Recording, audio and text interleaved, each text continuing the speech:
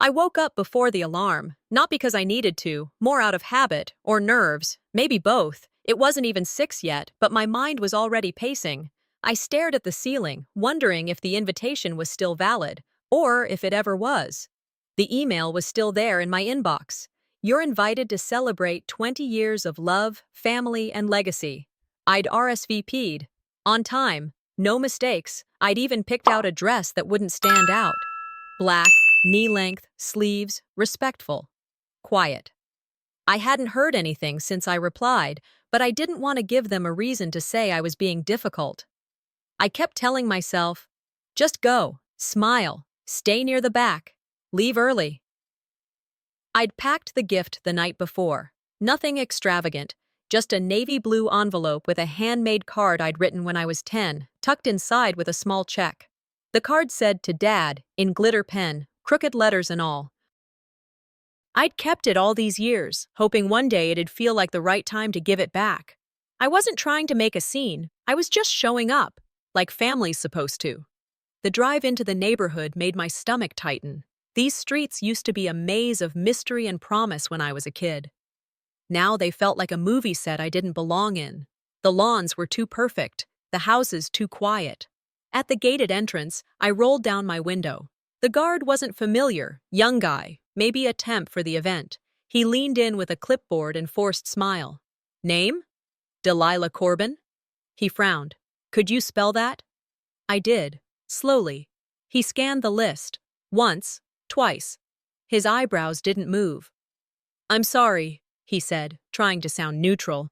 I don't see you here. This is a private event, family only. I blinked. There must be a mistake. I RSVP'd weeks ago. He didn't argue, just nodded, almost sympathetic. You'll need to step aside, ma'am. I'm just doing what I was told. I pulled over without saying another word. I wasn't about to argue with a clipboard. I parked a block away, just past the florist that used to be a gas station. Walked the rest of the way, envelope in hand. Every step felt heavier than it should have. The closer I got, the louder the laughter sounded. Warm, familiar, foreign. I watched as guests pulled up, tight suits, champagne dresses, practiced hugs. My younger cousin climbed out of a black sedan, grinned at someone inside, then spotted me. Her eyes skipped past mine like I was another vendor. I smiled anyway, out of reflex. But it didn't last long. There it was, the banner strung across the wrought iron gate. Celebrating 20 years of love, family, and legacy. 3 words that had meant everything to me once. Now they read like a joke. I stepped off the sidewalk, halfway to the check-in table, when a staff member stepped in front of me. You'll have to stand over there, please, she said, gesturing to the vendor lane. I hesitated. I'm not a vendor. She didn't blink. Your name isn't on the list. I looked down at the clipboard. My name was there, crossed out in thick black ink. Before I could process what that meant, I heard my uncle's voice behind me. Didn't know you were coming, he said. Thought they kept it private. He didn't say it cruelly, just flat, like I was a forgotten RSVP, not a person. I swallowed hard, steadied my voice. I just came to drop this off. The staffer took the envelope without a glance. We'll make sure someone gets it. And that was it. No one asked me to stay. No one offered to walk me in. I walked back to the car slower than before, my fingers clenched around air where the envelope used to be. Inside, I sat without turning the engine on. I stared at the steering wheel, blinking harder than I should have. My phone buzzed. Instagram notification. I tapped it. A story popped up. Roxanne's voiceover on a boomerang clip of champagne glasses clinking in slow motion. Here's to love that lasts, she said, smiling, surrounded by people who had names and seats. The caption, #Family Matters. Most. A laugh escaped my throat, not because it was funny, just because it hurt more than silence. You were never really invited, said the voice in my head. You were a placeholder for pity. I didn't cry. That would have meant I still expected something. I unlocked my phone again, scrolled past the draft I'd written the night before. Congratulations, I'm proud of you both. Deleted it, started a new message. Subject line, property inquiry, reversion clause, immediate execution. Typed, paused, hit send. The screen dimmed. My reflection stared back. I may not have a seat at their table, but I still have my name on one contract they forgot existed. I walked back to the car without looking back at the gate, the same one I used to run through when I was small, chasing a version of love I thought would grow with me. My feet were heavier than they should have been. That envelope, still in my hand, still sealed. I sat behind the wheel, keys untouched in the ignition. The car was warm from the sun, but I didn't roll down the windows. I just sat there, holding the envelope like it was a living thing, like if I let go, something worse might happen. My phone buzzed in my lap. New email. We apologize for the confusion, but your name is not in our records as confirmed. Confusion. Not anger, not mistake. Confusion, like I had somehow created the situation myself. Like I had imagined a seat at a table that was never meant to include me. I leaned back in my seat, eyes locked on the email. One sentence burned itself into my head over and over. You weren't supposed to be here. And suddenly, I didn't feel like driving home. I didn't feel like driving anywhere, so I didn't. I reached into my bag, pulled out the envelope again, and stared at it like it had answers. It didn't. I needed coffee. The cafe 2 blocks over used to be a rundown diner where Dad and I would sit at the counter. Pancakes on Thursdays, sausage links, and those tiny butter packets. It had been remodeled. Glass storefront now, reclaimed wood, hanging plants. New faces behind the counter, too young to know who used to sit at that second stool from the left. I ordered a black coffee and took it to a small corner table. Inside my bag, tucked between the checkbook and an old lip balm, was a cream-colored envelope I hadn't noticed earlier. Not mine, not store-bought. It was handwritten. Delilah, it said. The penmanship was familiar, not from memory, but from style. Neat, polite, careful, Vesper. I opened it. I wish I could say this in person, it began. But Mom says your presence might ruin the vibe. I hope you understand. I read it again, slower. I hope you understand. The thing is, I did. And that made it worse. She wasn't cruel. That would have been easier to digest. No, she was careful. She watched the erasure happen and folded her hands in her lap. She didn't stab me. She just watched it happen. That's what hurt. 2 nights before the party, I'd stayed up past midnight writing the note. The words didn't come easy, but I wasn't writing them for comfort. I was writing them for closure. The photo I slipped inside was one Mom had taken, the only one I had of Dad holding me. I was maybe a year old. His smile was stiff, unsure, like he wasn't ready to be a father yet. Maybe he wasn't, but he held me. I pressed a dried sprig of lavender between the folds. Grandpa said it was Dad's favorite. I believed him. The envelope was thick, but not heavy.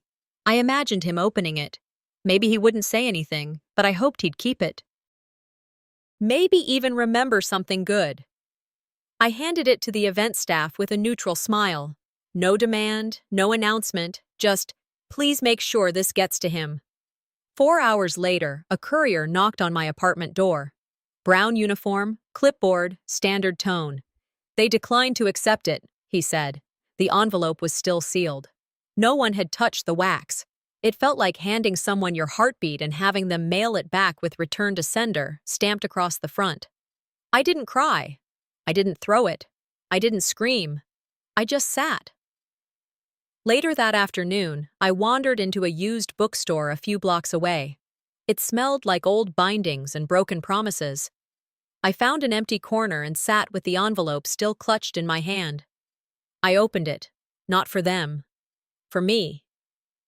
The letter I'd written. It wasn't elegant. It wasn't poetic. But it was mine. It said things I had needed to say for years. But reading it now, I realized something. I hadn't been writing to be heard. I had been writing to be allowed back in. I'd been trying to be acceptable, palatable, small enough to slip back through the cracks of a family that had sealed themselves off from me years ago. They didn't forget. They chose absence, and I let them. The girl in the ballet costume, waiting on the curb for a father who never came. She deserved better. A soft voice broke the silence. You okay? I looked up. A barista. Young. Eyes kind. holding out a napkin. I nodded, took it. Been there, she said, sliding into the chair across from me for a second. My mom and I haven't spoken since I was 16. Still love her. Just doesn't mean I need to be in the same room. I swallowed. They don't know who I am anymore, I said. They only remember who I stopped being. She gave a quiet, understanding nod. Yeah, she said. That's the version they're comfortable with. I walked out of that bookstore without buying anything, but lighter somehow. Later that evening, I stood over the kitchen trash can with the envelope in my hand. Still sealed. Still mine. I tossed it in, waited, then pulled it back out, wiped it off, placed it gently back into my purse. It wasn't for them anymore. It was part of my story now. My phone buzzed. Not another event post, not another pity text. This one was from Aunt Maureen. I heard what happened, it read. There's something you should see. It's about your grandfather's estate. I stared at the screen. I didn't know I was part of something they tried so hard to erase, until someone remembered. The message came just after I pulled into the parking spot outside my apartment building.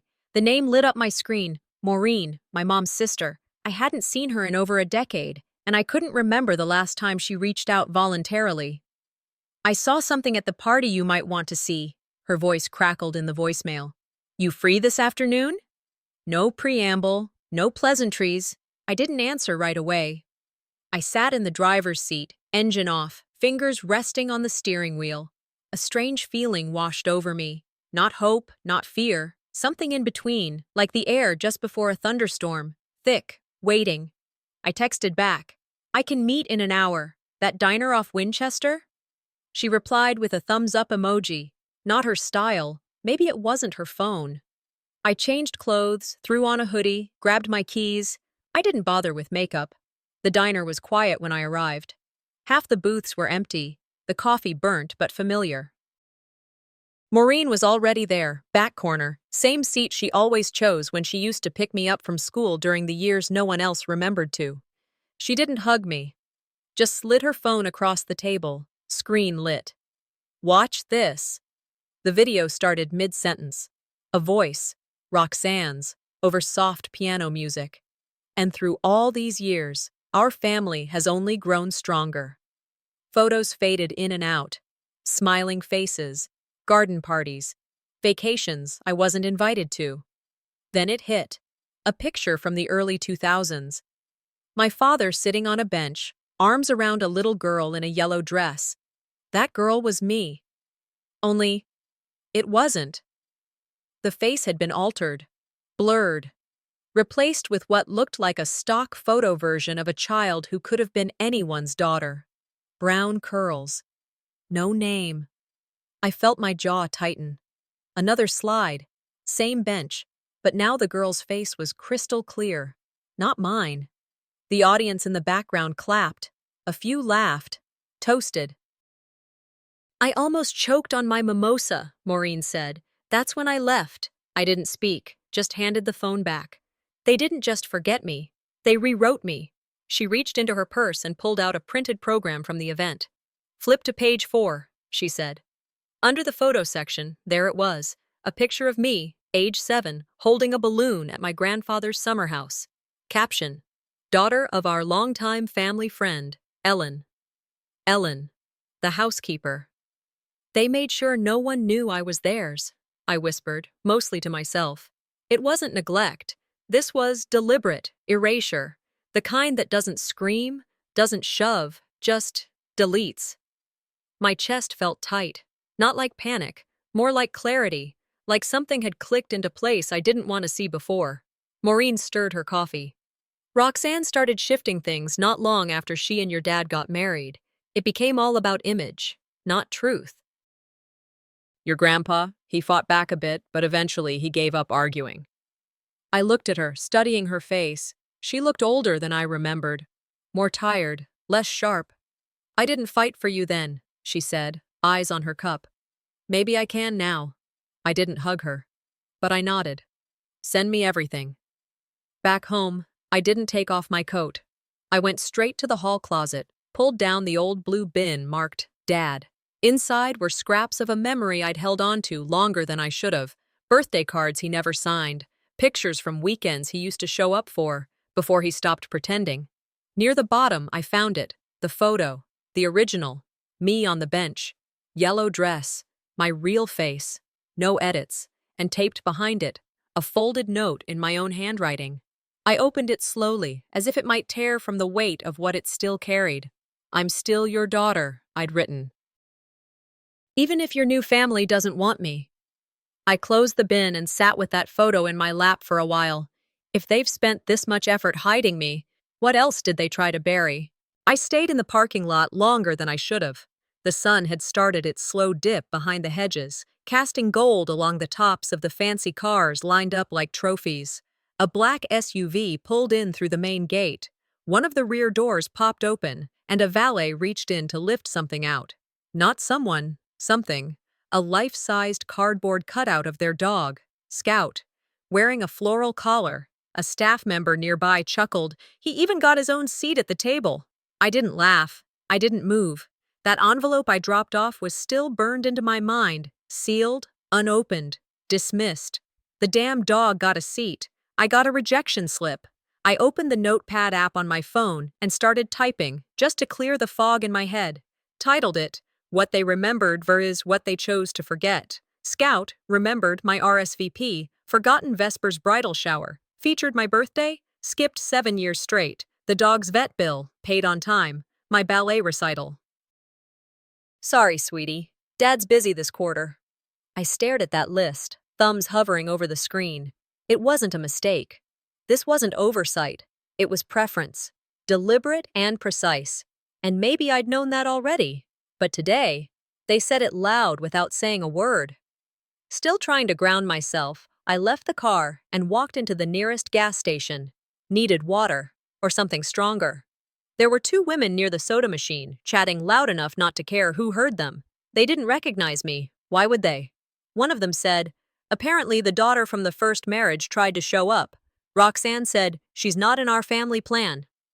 I froze between the gum rack and the fridge door. Not in the family plan, like I was a bad investment or an accidental detour. I picked up a bottle of water I didn't need and wandered the aisles until they left, just walking in circles, pretending I had a reason to be there. "She's not in our family plan." It looped in my head like a poisoned lullaby. When I got back to my car, I didn't drive home, not right away. I pulled into a quieter street, parked under a sycamore, and called my father. Straight to voicemail. No surprise. I sat with the phone pressed to my ear, listening to the beep. Then I spoke. "I don't need an explanation. I'm not looking for a defense." I kept my voice low, steady. "I just need you to know that I see you now, for who you are, and for what you allowed." I paused, took a breath. "You used to say family is who shows up. You said it like it was gospel. Well, I showed up. You didn't. Not then, not now." I ended the call. Then I deleted the contact. Not in anger. Just clarity. Back at the apartment, I dropped my bag by the couch and walked into the kitchen. The quiet hit harder than usual. It didn't feel like silence. It felt like confirmation. I opened my laptop. Sat at the same desk where I used to write pieces for a family blog that never got off the ground. Funny how that works. I clicked into the drafts folder. New document. Title: A Letter to the Family Who Edited Me Out. The words came faster than expected. I didn't sugarcoat it. I wrote about the bench in the garden where I used to sit with Grandpa. The cookies he said I baked better than anyone. The Christmas where I didn't get an invite but saw my name written wrong in the group photo caption. I wrote it all, and at the end I typed, "You may have built a perfect family album, but mine is the one with a spine." I stared at the screen, then saved the draft, didn't post it, not yet. Something told me I wasn't done collecting truths. Later that night, I was putting away some things in the drawer by my bed when I found the card. The old one, the one I made for Dad when I was 10. Blue construction paper, silver glitter that had mostly rubbed off. I read it aloud. Voice didn't shake this time. "Happy Father's Day. I hope you still like lavender." I looked at it for a long moment, then slid it into a new envelope. Wrote on the front, in small, neat print, "Letting go, not forgotten." It wasn't a plea anymore. It was evidence that I'd tried, that I had been there, that I'd once loved someone who forgot me on purpose. I poured myself a glass of wine and took it to the couch, turned on the lamp, let the silence stay a minute longer. Then the phone buzzed, a forwarded email. From Aunt Maureen. Subject line, "Roxanne's tax filing. You'll want to see this." There was an attachment, a spreadsheet, a scanned form, Family Trust Fund, reallocation. My hands didn't shake, my jaw didn't clench. She didn't just erase you, she may have stolen from you. I didn't sleep well. The email from Maureen had been sitting in my inbox since the night before, but I hadn't opened the attachment until after sunrise. I read the subject line 10 times. Roxanne's tax filing, trust reallocation. I knew what that meant before I clicked. Inside were 3 PDFs. One was a scanned tax statement, another a ledger with names I didn't recognize, and the third, the one that made my stomach tighten. Family Trust. Disbursement history. Roxanne's name showed up 5 times. Dates, amounts, signatures. My father's, not mine. I wasn't just left out, I was written out. I sat there, fingers clenched around the edge of my desk, heart too calm for how loud my head was screaming. They didn't just forget me, they financially erased me. I remembered once, maybe I was 16, Grandpa had mentioned something. We were in his garage, digging through a box of old tools, and he said, "There's a fund for the granddaughter who remembers who she is." Not the one who smiles best for the camera. Back then, I thought he meant it metaphorically. Now I wasn't so sure. The next morning, I drove to the county clerk's office. I didn't tell anyone where I was going. I just went. It took 3 requests and my driver's license, but I got what I needed. Will. Original filing, 1999. My name, right there in black and white. Delilah Faye Corbin, sole beneficiary of restricted asset account. I flipped to the last page and stared at the signature. Grandpa's, in his usual lean, shaky print. Then they handed me the amendment, dated 2006. Same line, same page, different name. Vesper LeClaire. The woman at the desk looked at me with cautious eyes, like she knew more than she was allowed to say. I asked, "Who submitted the amendment?" She scrolled through her terminal. Filed by Roxanne LeClaire. Legal authorization granted via notarized power of attorney by Marston Corbin. There it was. Not passive, not accidental. Signed. Filed, removed, she got the love, and now the legacy. Later that day, I couldn't sit still. I walked around the block twice, then came home and opened the closet where I kept a shoebox full of things I used to think I'd want to forget. Inside was a photo of me and Grandpa, standing in the lavender field at his summer home. I was 10, wearing an oversized baseball cap, holding a mason jar full of lemonade. He was kneeling next to me, pointing at a row of blossoms. "This is all going to be yours one day," he said. "Not because you're blood, but because you remember the scent of this place." And I had. All these years, even when no one else did. That memory hit like a wave, not crushing, cleansing. I wasn't clinging to the past. I was carrying the proof that it existed. A few hours later, I got a text from a coworker. "Thought you'd want to see this." It was a link to a local news site. One of those feel-good lifestyle pieces they run between crime reports and county fairs, celebrating 20 years of family and grace, the Corbin way. The article praised Roxanne and my father for building a legacy of family, generosity, and community values. I didn't recognize most of the names quoted, but the photo stopped me. Me, age 10, standing in the lavender field. Caption, Vesper, age 10, enjoying the family estate. They didn't just steal the future, they were stealing my past. I sat down on the floor, laptop still open, and stared at that picture. The field was real.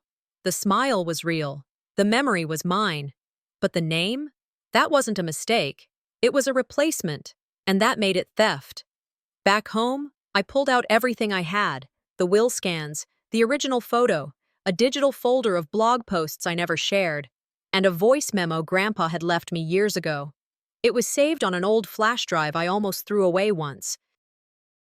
I planned to meet with the lawyer Maureen recommended, someone who wasn't on their Christmas card list. I wrote out a list in my journal, titled it Proof of Existence. First item, they said I didn't belong. Crossed it off.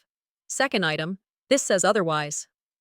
Later that evening, I plugged the flash drive into my laptop. It took a second to load. A single file sat in the folder, labeled 4D. I hesitated, then hit play. If you're hearing this, Grandpa's voice came through, scratchy but steady. They've tried to erase you. I didn't breathe.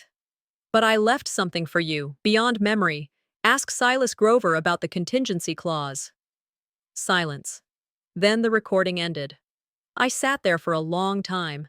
They didn't just forget me. They tried to rewrite me. I'm writing back. The next morning, I parked outside a brick building with no signage, just a rusted mailbox with the number barely visible. I double-checked the address. Silas Grover. The name Grandpa left me with in the recording. I didn't call ahead. I didn't ask permission. Inside, the waiting room was silent. One desk, one chair, no receptionist. Before I could knock, a voice from inside called out, "Come on in, Miss Corbin." I stepped into an office that looked more like a storage room than a law firm. Files stacked to the ceiling, framed diplomas leaning against the wall. Silas Grover was behind a cluttered desk, reading glasses halfway down his nose. "I was told to mention something," I said. "Founders Contingency, Revision 7B. That made him sit up. He reached down, unlocked a drawer, and pulled out a heavy folder sealed with a red band. He flipped it open slowly, reading through a few pages, then handed me a typed letter, yellowed at the edges. "If my granddaughter Delilah is ever legally omitted from my estate," it read, "enact the reversal clause immediately. Signed, dated, witnessed." Grover leaned back and looked at me. "You were cut out?" I nodded once. He didn't ask why. He didn't need to. He just said, "Then let's begin." The last time I saw Grandpa was in a casket. I'd worn a black dress, brought lilies, his favorite, and showed up quietly. There was a tent set up near the family plot, chairs lined in rows. Roxanne was already there, dabbing her eyes with a cloth napkin like a woman in a soap opera. When I approached the tent, a staff member stepped in front of me. "Ma'am, this area's reserved for immediate family." I opened my mouth to explain, but he held up a list. My name wasn't there. My father stood 3 feet away, eyes locked on the ground. He didn't look at me. I stood in the rain, just outside the fence. Not close enough to hear the service, but close enough to watch them all pretend I didn't exist. That day, I told myself I'd never force my way into their circle again. I grieved him without them. Now I'll honor him without asking permission. Back in the office, Grover pulled out another document, a waiver, dated years ago. My name at the top, my signature at the bottom. It was a legal disclaimer stating I'd forfeited any right to inherit from the Corbin estate, signed at age 17. Only, I didn't sign it. "That's not mine," I said flatly. Grover looked closer. "Initials don't match the signature log from your driver's license. The notary on this was employed by LeClaire Event Planning." I didn't laugh, but it was close. "They forged my silence," I said. "That changes things," he replied, already pulling out a form. "This isn't just inheritance manipulation, it's fraud. Let's talk next steps." Grover laid out the strategy like a seasoned general. First, we'd activate the Founders Clause. Next, file a motion to freeze any movement of the trust account, then subpoena the notary and bring in a handwriting expert. I asked, "Will this go public?" He nodded. "Eventually, but we'll let them step in it first." I leaned back in the chair. "Good," I said. "I want the silence to break in front of witnesses." That afternoon, I went home and started pulling files. Photos of Grandpa and me, real ones, not edited. Blog drafts I never published. Letters I'd written to my father but never sent. The audio file Grandpa left me, already backed up twice. I scanned and labeled every document. Saved it all to a folder on my desktop. Title, "If They Force Me to." I wasn't waiting on reconciliation anymore. I was preparing for resolution. That night, while organizing the last of the files, my phone buzzed. A text from a friend who worked in marketing. "Did you see this?" A screenshot. Roxanne. On camera. Flawless makeup, soft lighting. The caption read, "When estranged family members threaten your peace." She'd uploaded a new video. I tapped the link, watched her sit on a couch, holding a mug she never drank from, voice trembling with just enough polish. There comes a time when you have to protect your children, even if that means shutting out people who share your blood but not your values. No names, just enough implication. She just told the world her side. Now I'll let the law speak for mine. The podcast notification hit my inbox at 8:04 a.m. I hadn't even made coffee yet. New episode, When Estranged Family Threatens Peace. I stared at the title. No need to guess. I opened my laptop, pressed play, and sat still. Roxanne's voice filled the room, measured, tender, the kind of cadence you'd expect from someone leading a meditation app. "Some people reappear in your life not to heal," she said, "but to haunt." She took a breath. "You can forgive someone without giving them access again." She never said my name. She didn't have to.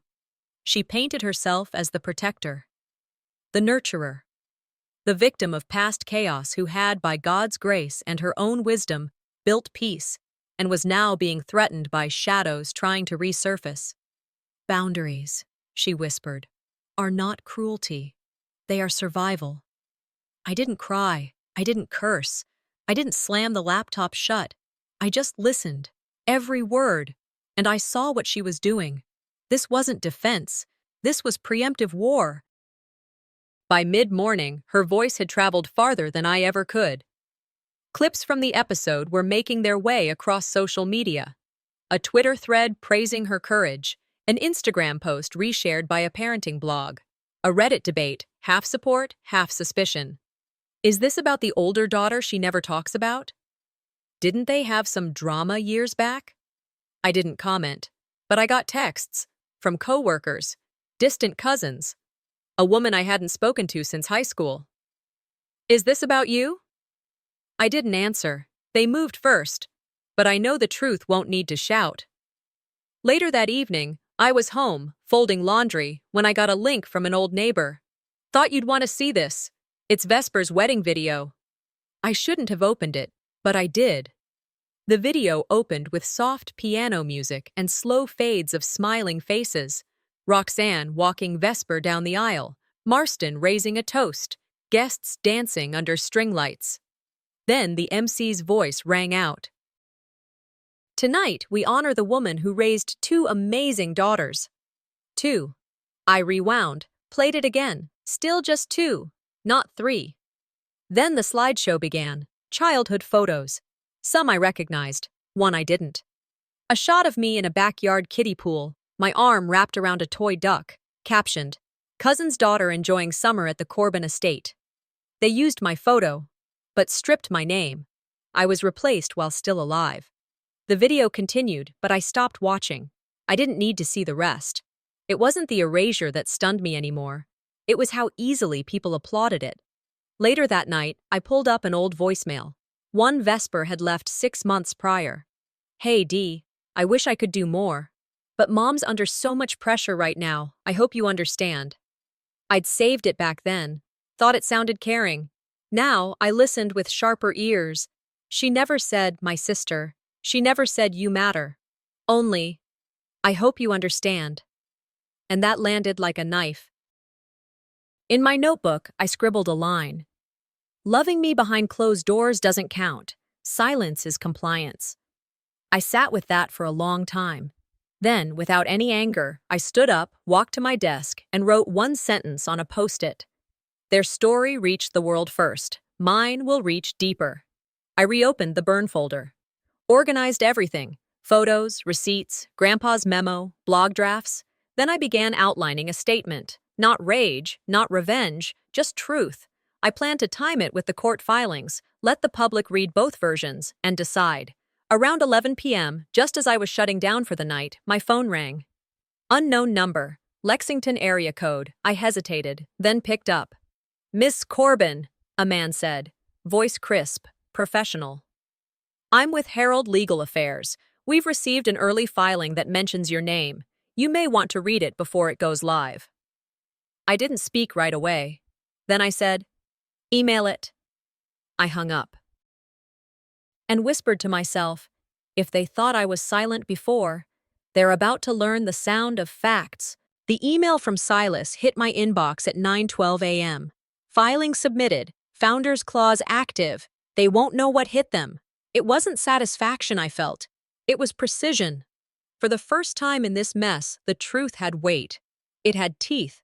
And now it had paperwork. By lunchtime, the legal filings were public.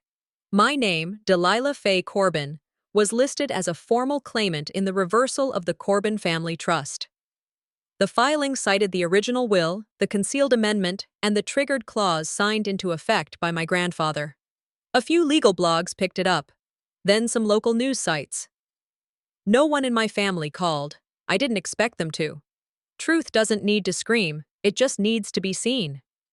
By early afternoon, Roxanne and my father released a joint press statement. They denied any wrongdoing, referred to the claims as misunderstandings and distortions from a distant party.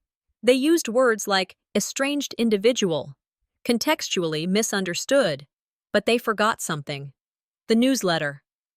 Back when I interned at my father's firm the summer after high school, they had put out an internal memo highlighting legacy interns. It featured my name and a photo of me standing awkwardly by the reception desk. Delilah Corbin, daughter of Marston Corbin, joins the firm this summer to explore project management. I still had a digital copy. I forwarded it to a journalist who'd messaged me the day before. All I wrote in the body of the email was, "Here's your context." Later that night, something else exploded. A clip. It started on TikTok and moved like fire. A guest at the anniversary party had been filming outside, captured me being told to step aside. One of the staff confused me for event personnel. "You with catering?" The caption read, "They didn't even let her inside. Turns out she's the founder's granddaughter." The video hit 1 million views in less than 5 hours. Then came the hashtags. #Corbin cover-up. Roxanne lied. Daughter, they erased. People didn't need a press release. They had eyes and video. I didn't post anything, didn't make a statement. Let them watch the story, tell itself. The next day, a board member from my father's company called. Blocked number. He never gave his name. "Miss Corbin, several of our shareholders are uneasy," he said. "Would you consider meeting privately to resolve this before it escalates?" I didn't raise my voice. I didn't ask who sent him. I just said, "The resolution isn't in a boardroom. It's in the documents your firm ignored for 17 years. Then I hung up. Back at my desk, I opened the draft I'd been working on for weeks. A short open letter, not a tell-all, just a statement. I listed the facts, the dates, the filings, and the memo, the newsletter, the trust. I didn't embellish. At the end, I wrote, "I was never angry you didn't love me the way I needed. I was hurt that you pretended I never existed." Then I hit publish, shared it on my blog, linked it on LinkedIn. Then I closed the laptop. That night, the support rolled in. Emails, messages, comments, letters, people saying, "Same here," people saying, "Thank you." But I didn't answer most of them. I wasn't looking for applause. I was reclaiming silence. Just before midnight, my phone buzzed. Voicemail. Vesper. Her voice was soft, frantic. "She's falling apart," she whispered. "She hasn't left the bedroom. My dad doesn't know what to do. Can you?" I didn't play it twice. Didn't respond. Didn't feel much of anything. Let her sit with the silence she crafted for me all those years. I woke up to quiet. No pings, no headlines, no messages buzzing across the screen. The storm had passed. Or maybe I just stopped standing under it. I made tea. Not because I needed comfort, just because it was morning. I lit the lavender incense Grandpa used to burn in the kitchen, the kind that made the house smell like summer fields and old wood. I sat on the edge of the bed and scrolled through the blog post one last time. It had reached more people than I'd expected. Hundreds of comments, dozens of emails. I didn't reply to most. Not because I didn't care, but because I didn't need to. They hadn't reached out. Not Roxanne, not my father, not Vesper. And this time, I wasn't waiting. Midday, a letter arrived. Real paper, no company logo, handwritten address in Marston's unmistakable script. I opened it slowly, not anxious, just deliberate. I wish things had been different. I hope you can find peace. That was it. No name, no apology, no wait. I folded it and walked it over to the letting go box I kept in the corner of my closet. The old card I'd made for him, blue, with the smudged glitter, was still there. I placed the letter beside it, closed the lid, whispered to myself, some things are forgivable, some are survivable, not always both. That evening, Vesper called. Her voice was soft, uneven. I didn't know how much you meant to Grandpa, she said. I'm sorry I didn't ask sooner. I let her speak, let her sit in the discomfort she'd spent years avoiding. I know you're angry, she added, but I just wanted you to hear it from me. I waited a moment before answering. You were raised in a house that erased me. That doesn't make you guilty, but it doesn't make you innocent either. There was a pause. Do you think you'll ever come back? I smiled, but it didn't reach my voice. I'm not going backward. That door doesn't open anymore. We didn't speak again. 2 days later, I drove to the lavender field. And the estate had long been gated off, but the back trail from the woods still opened into the far side of the field. The scent hit me before the color did, sharp and steady, just like I remembered. I walked slowly, letting my fingers brush across the tips of the blooms. I carried a small satchel in my coat pocket, dried petals, saved from that last summer before everything started shifting. I stood in the center, where Grandpa used to sit on a folding chair with his book and iced tea, scattered the petals, whispered, "You were the only one who stayed." The air didn't answer, but it didn't have to. They stole the money. They tried to steal the story, but they never understood the difference between legacy and inheritance. A week later, I spoke at a youth center downtown. Nothing big, just a small room with folding chairs and cheap coffee. I told them about names, about ownership, about how nobody, not blood, not money, not paper, gets to define who you are. Don't let anyone redact your presence from your own story, I said. You were there. You still are. Someone clapped. Someone else wiped a tear. It wasn't much, but it was mine. Back home that night, I opened the letting go box again, pulled out the card one last time. This time, I didn't feel the sting. I didn't feel the loss. I folded it carefully, slid it between the pages of my favorite book. Grandpa's copy of collected essays on time and silence. Closed the cover. They edited me out, I said quietly, but I'm still the author. Then I stood up, looked out the window, took a deep breath, and said, goodbye.